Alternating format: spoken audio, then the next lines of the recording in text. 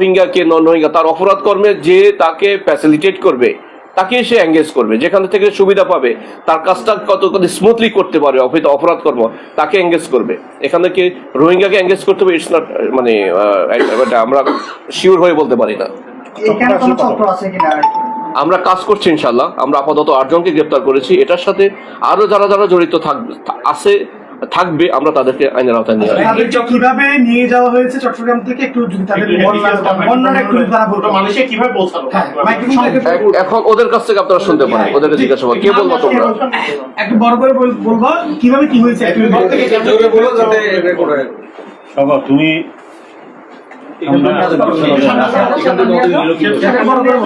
জোরে বলো, জোরে বলো।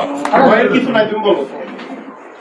আমাদেরকে বন্ধু বলছে কক্সবাজার ঘোরাতে নিয়ে যাবে, কক্সবাজার ঘোরাতে নিয়ে যাবে বলে এখানে রোহিঙ্গার কাছে বেশি দিছে। আমরা মানে তারপরে ক্যাম্পে ছিলাম একদিন ক্যাম্পে থাকার পরে এখানে তারপরে গুদামে নিয়ে গেছে। গুদামে আমাদের মতো আরো 200-300 মানুষ আছে এখানে। কোন জায়গার গুদামে? টেকনাফ। তারপরে এখান থেকে 5-6 দিন এখানে ছিলাম টেকনাফ গুদামে পাহাড়ের উপরে। এখান থেকে আমাদের বুট আসছে, বুটে তুলে দিছে। বুটে তুলে দেওয়ার পরে এখান থেকে 5-6 দিন বুটে সরার পরে থাইল্যান্ড বসছি। থাইল্যান্ড থেকে স্পিন বুট আসছে আমাদেরকে নেওয়ার জন্য। বুটে করে থাইল্যান্ড? হ্যাঁ। কয়দিন 5-6 দিন সাগরে ছিলেন? হ্যাঁ। একটু বলো। স্পিন বুট নেওয়ার জন্য আসছে আমাদেরকে, এখানে তুলে দিছে। এখানে থাইল্যান্ড থাকার পরে আমাদেরকে মারধর করছে টাকার জন্য। মালয়েশিয়া তারপর মারধর করছে টাকার জন্য। তারপরে এখানে কয়দিন বাদে শুনতেছি যে ওদের মানুষ 4 জন ধরে পেয়েছে সাতটারা। আমাদেরকে উদ্ধার করলে আমাদেরকে তারপরে ওদের বাংলাদেশ পাঠাইছে। ওদের সাতটারা উদ্ধার করে আমাদেরকে নিয়ে আসছে। তোমরা বোটে কতজন ছিলেন? বোটে 200-250। এগুলো সবগুলোকে টেকনাফ থেকে গেছে? হ্যাঁ। খাবার দাবার দিয়েছিল? তার একবেলা দিয়ে দিত। একবেলা দিত? কি রাতে দিত নাকি সকালে? সকালে। আচ্ছা, এই যে নিয়ে যাওয়ার আগে যে গোডাউনে রেখেছিল সেখানে যে মানুষগুলো সেখানে কি নারী রয়েছে? হ্যাঁ হ্যাঁ।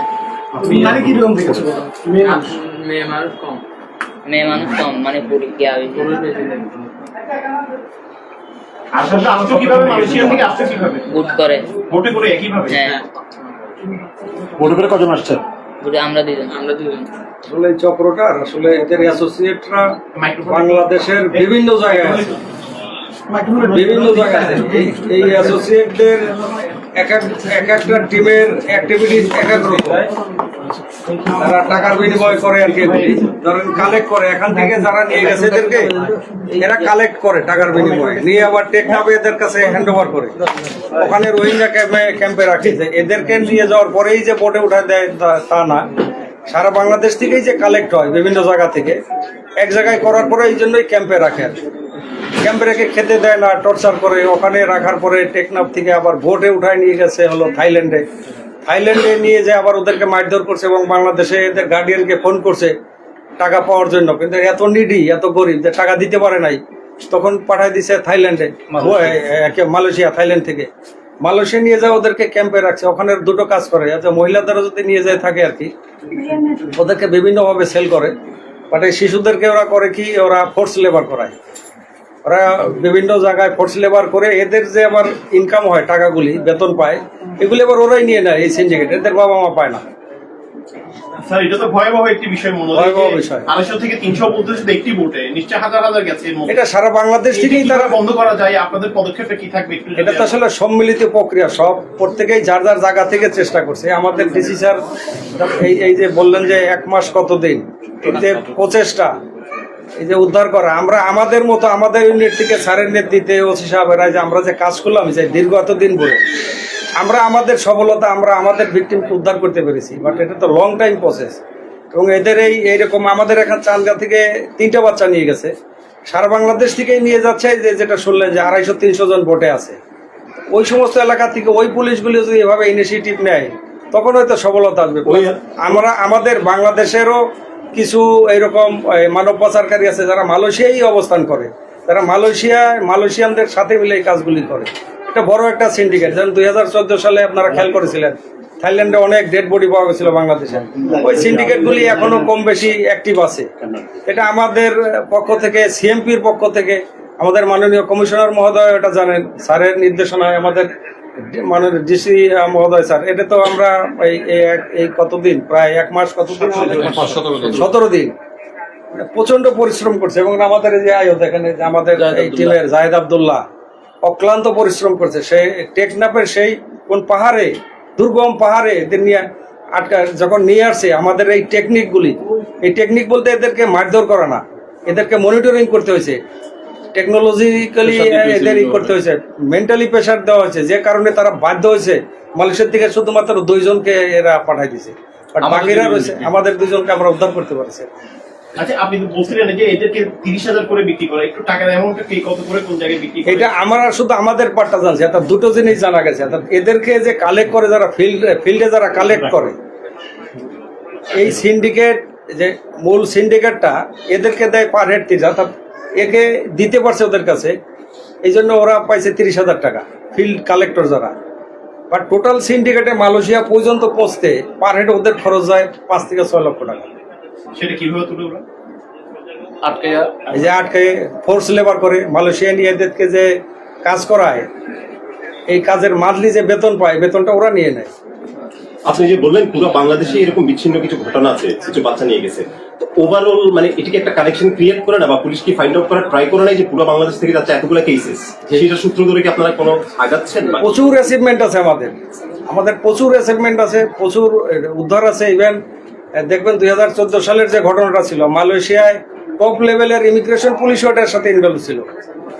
একদম সেকেন্ড লেভেলের যে ছিল, ওখানের সিনিয়র অফিসার ছিল, সে পর্যন্ত পরে অ্যারেস্ট হয়েছিল। এটা একটা বড় সিন্ডিকেট, ওখানে ওরাও জড়িত আছে। বাংলাদেশ পুলিশ কাজ করছে এবং সফলতাও আছে।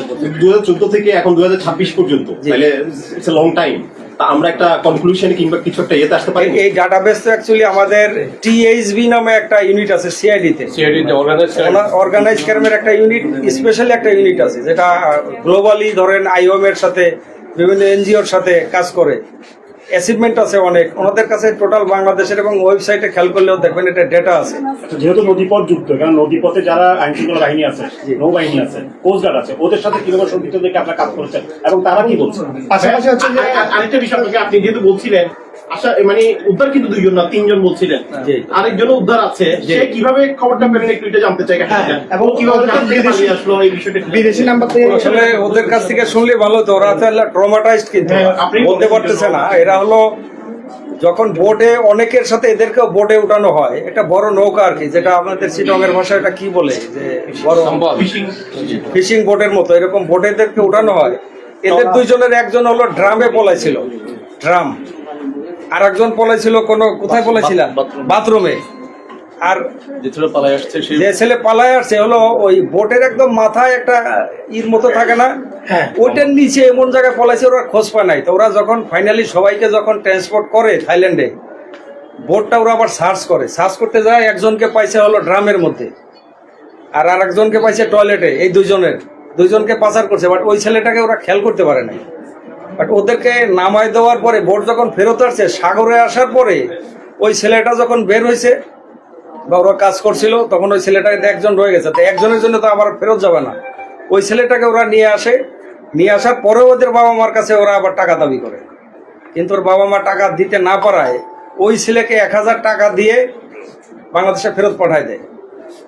ওই ছেলে যখন ফেরত আসে, তখন এদের বাপ মা মনে করছিল যে ওই ছেলে আসলে আসামি, ওর পরিবার এদেরকে পাচার করাইছে। তখন ওদের নাম দিয়েই আসলে মামলা করা হয়েছিল। আমরা তখন ওই ছেলেটাকে কিন্তু কোর্টে চালান দিছি আসামি হিসাবে। বাট এখন আজকে উদ্ধার হওয়ার পরে যখন আমরা জানলাম যে আসলে ওই ছেলেটাও ভিকটিম ছিল, বাট সামহাও সে বাংলাদেশে ফেরত আসতে পারছে, তখন আমরা হয়তো আগামীকাল কোর্টে প্রেয়ার দেবো ওকে যাতে রিলিজ করা হয়। ওই ছেলেটা 17 দিন আগের ঘটনা, 17 দিন আগে বক্তব্য কি ছিল আসলে? গত মাসের 26 তারিখের ঘটনা। 17 দিন আগে তোমার বক্তব্য আপনারা নিয়েছিলেন, সাবজেক্ট বললেন ওটাই। ওই ভিকটিমের বক্তব্য স্যারই বললেন যেটা সেটাই ওই ভিকটিমের বক্তব্য ছিল। কিন্তু যখন এদের বাবা মা মনে করছে যে সে যেহেতু চলে আসতে পারছে তারা এরা কেন আসতে পারলো না, তখন তারা একে সন্দেহ করছে, ওকে সন্দেহ করছে, ইয়াসিন নাম। কিন্তু এখানে আরেকটা ব্যাপার আছে, ওই ইয়াসিনের বাবা যে মামুন, সে মামুনের বিরুদ্ধে আগের একটা মানব পাচার মামলা আছে, যার কারণে এটা একটা রিলিভেন্সি তৈরি হয় যে যেহেতু তার বাবা নামে একটা মানব পাচার মামলা আছে, পাশাপাশি সে আবার পাচার হয়েছে বলতেছে, তাহলে সে আর তার বাবা মিলেই হয়তো এদেরকে পাচার করছে। যার কারণে এটার কারণে এলাকার লোকজন ওদের উপর খুব ক্ষুব্ধ হয় এবং এক পর্যায়ে এদের বাবা ওদের বিরুদ্ধে সহ মামলা করে। এর আগে একটা প্রশ্ন ছিল যে অন্যান্য বাহিনীর বিষয়ে, এটা একটু বলবেন? এটা তো আসলে আমরা কিন্তু ব্যাখ্যা করতে পারবো না, এটা কক্সবাজারের ব্যাপার। ওদেরকে যে ছেলে কক্সবাজার ভিক্টিম নিয়ে গেছিল সে কে? তার ওই ইয়াসিন, আমাদের যে ওই ভিকটিম নিয়ে যায় নাই, ও ভিকটিম, মানে এদের সাথে ওই ছেলেটাও ভিকটিম ছিল। ওর নাম ভিক্টিম থাকলে সে আবার নিয়ে টেকনাফ পর্যন্ত কিভাবে মানব পাচার ওরা তিনজন নাম, এক মিনিট একটু ভুল আছে। এটাই তো বলছি। ওই যে ইয়াসিন আর এই দুইজন সোহান সাগর, এই তিনজন হলো বেসিক্যালি ভিকটিম। আর এদের ঘুরতে নিয়ে গেছে ঘুরতে কে নিয়ে গেছিল? মিলন এবং মোস্তফা, যার আমরা ওই যে 164 করলাম, যারা 30,000 করে টাকা পায়, ওই মিলন এবং মোস্তফা এদেরকে ঘুরতে নিয়ে গেছিল বেসিক্যালি। এদের টার্গেট কি শিশুরা থাকে না? যাদের বয়স কম, যাদেরকেই ম্যানেজ করতে পারে। এবার মহিলা থাকতে পারে, মহিলাও আছে, থাকতে পারে না আছে তো শুনলেনি, এবং বয়স্কও আছে, যাদের কত কর্মসংস্থানের প্রলোভন দিয়ে নিয়ে যায়। অনেক একটা বিষয় হচ্ছে আপনার 1 মাস 17 দিন এ পর্যন্ত আপনারা শুরু থেকে যে ইয়ে করছেন, বিভিন্ন এর মাধ্যমে নিরীক্ষণ করে কতজন এখানে সম্পৃক্ততা পেয়েছেন এই মানব পাচার? নাম 6 জন না? আমরা 6 জনকে, ওই ওরা বাবা এবং ছেলেকে, ইয়াসিন এবং তার বাবা দুইজনকে আমরা আপাতত নিরপরাধ মনে করছি। এরা আসার পরে যেটা বুঝলাম, তাহলে আমাদের কাছে বাকি যে 6 জন আছে, ওই 6 জন আমাদের এই মামলার ঘটনার সাথে জড়িত, আমাদের গ্রেপ্তার 6 জন। এছাড়াও আরো 5-6 জনকে আমরা নাম পাচ্ছি, বাট সেগুলি আমরা তদন্তের স্বার্থে আপাতত ডিসক্লোজ করছি না। সেগুলি আমরা আমরা হয়তো তদন্ত করে তাদের বিরুদ্ধে ব্যবস্থা নেব। এখন গ্রেফতার কয়জন? 6 জন। গ্রেপ্তার আমাদের কাছে 8 জন, তার মধ্যে একজন হলো গিয়ে ওদের সাথে যে ভিকটিম ইয়াসিন ছিল, ইয়াসিন এবং ইয়াসিনের বাবা, আর বাকি 6 জন মানব পাচারকারী আমাদের কাছে অভিযুক্ত 6 জন। মামুন ভাই, ওরা তো যে জায়গায় টেকনাফ, যে জায়গায় টাকা আটক করা হয়েছে, ওই জায়গাটা তারা চিনে, ওইটা কেউ কোনো অভিযান করবেন কিনা আসলে ওই জায়গাটা? এটা আমরা তদন্তের প্রয়োজন, যেখানে বন্দী করা হচ্ছে বলতে 280 জন লোক আছে। যেহেতু আমাদের ভিকটিম অলরেডি উদ্ধার, আমরা পরবর্তীতে তদন্তের প্রয়োজনে যদি প্রয়োজন হয় আমরা অবশ্যই সেখানে রেড করব। আমাদের প্রশাসনিক সিদ্ধান্তের ব্যাপার। আমাদের যদি চূড়ান্ত সিদ্ধান্ত হয়, ওখানে আমরা অভিযান করব এবং